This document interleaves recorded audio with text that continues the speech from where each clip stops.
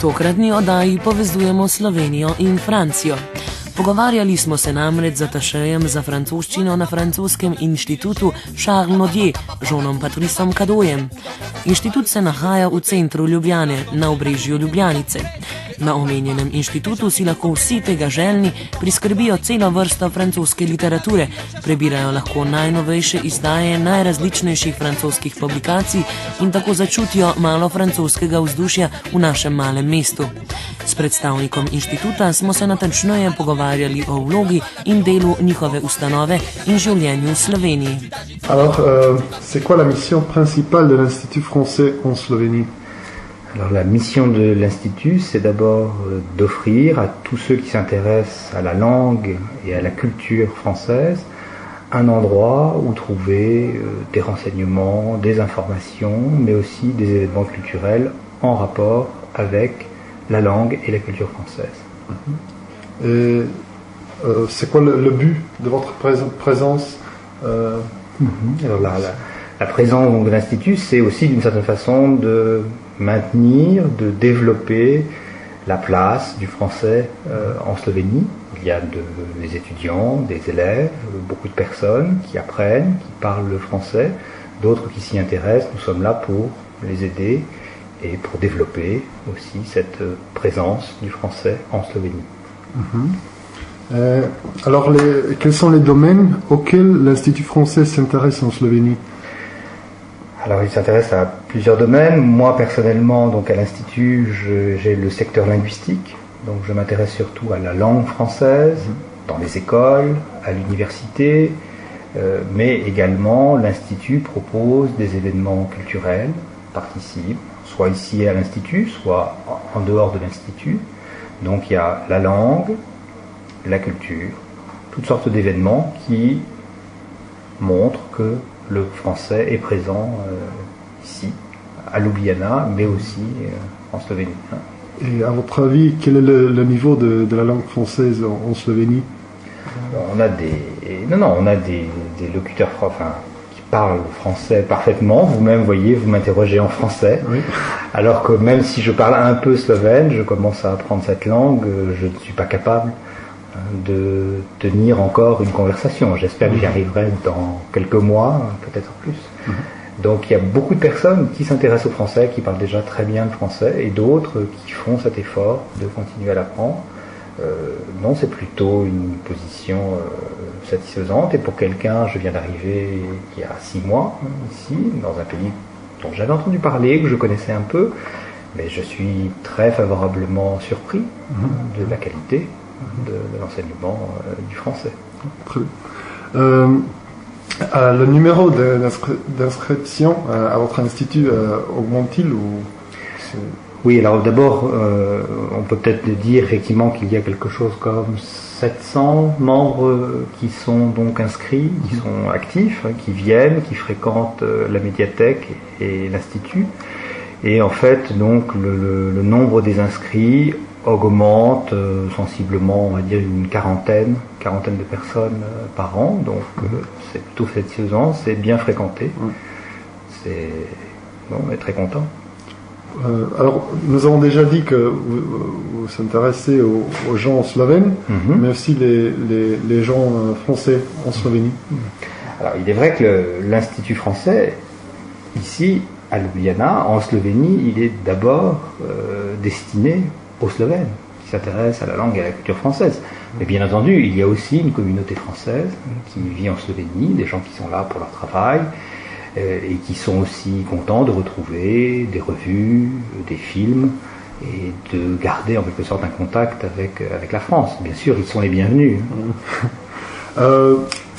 Alors, qu'est-ce que vous offrez en termes de culture, éducation et peut-être, je sais pas, le sport? Le sport, je vais commencer par la fin. Le sport, oui, on a organisé par exemple une retransmission de la finale de la Coupe du Monde de rugby, parce que effectivement le rugby apparaît comme un sport, pas seulement français bien sûr, mais par un sport qui est pratiqué à haut niveau par l'équipe française. Donc c'était par exemple cette occasion. Mais effectivement, nous proposons plutôt donc Alors, des événements en termes de culture, mais aussi d'éducation. Dans le secteur linguistique, on organise également des formations pour les professeurs, des séminaires. Et d'autre part, donc, les gens peuvent toujours, en venant à la médiathèque, trouver de nombreuses informations.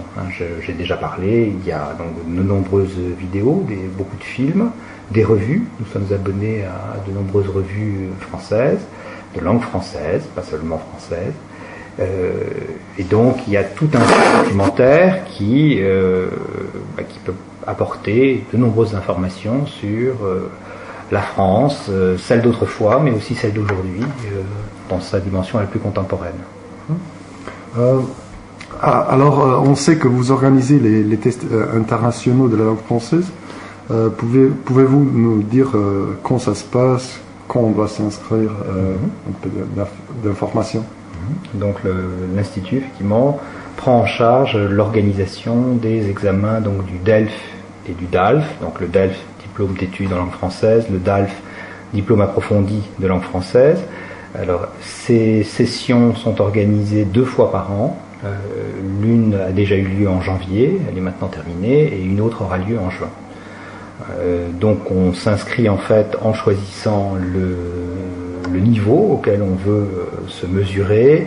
En fait, c'est aligné sur le cadre européen, donc des langues de A1 jusqu'à C2. Donc la prochaine session, effectivement, se déroule donc du 2 au 20 juin de cette année 2008. Et il faut, évidemment, pour pouvoir passer ce diplôme, il faut absolument s'inscrire. Donc les dates d'inscription sont, je les précise, du mardi 13 mai au vendredi 23 mai. Donc à ce moment-là, on peut s'inscrire. Et au mois de juin, c'est une particularité par rapport à janvier, il y a également quelques lycéens qui présentent donc le DELF Junior. Voilà. Donc on a un petit peu plus de participants, effectivement, au mois de juin. Et peut-être à l'avenir... est-ce que vous peut-être organiserez aussi les cours de langue française? Alors, les cours de langue française, en fait, nous donnons essentiellement, ici à l'Institut, des cours aux fonctionnaires des différents ministères slovènes. C'est dans le cadre d'un mémorandum qui a été signé il y a quelques années, où, pour préparer la présidence, et ce plan se poursuit encore maintenant, même si la présidence slovène a déjà commencé. Donc, pratiquement nos professeurs sont tous requis dans ces ministères et nous n'avons plus ici à l'Institut en fait de cours d'enseignement général. Voilà. Nous avons un certain nombre de formations mais qui se destinent à un public plus ciblé, celui des fonctionnaires. Voilà. Okay. Comme un des représentants de la France en Slovénie, comment est-ce que vous percevez la Slovénie? Alors comme je vous l'ai dit, moi par hasard, en fait, j'ai eu l'occasion il y a quelques années de passer des vacances dans le nord du pays, dans la vallée de la Socha. Donc j'ai découvert un pays que je connaissais peu et j'ai été très impressionné, très agréablement surpris. C'était un pays vraiment attachant. Je viens d'arriver, je vous l'ai dit, je ne connais pas encore toute la diversité, tous les paysages de ce pays. On dit qu'il n'est pas très vaste, mais il est pourtant très varié et j'ai pas encore eu le temps de le parcourir. Et en même temps, la première impression que j'ai, c'est effectivement là j'ai parlé des paysages, mais des gens aussi sympathiques, très ouverts et oui, je suis tout à fait satisfait avec ce nouveau poste.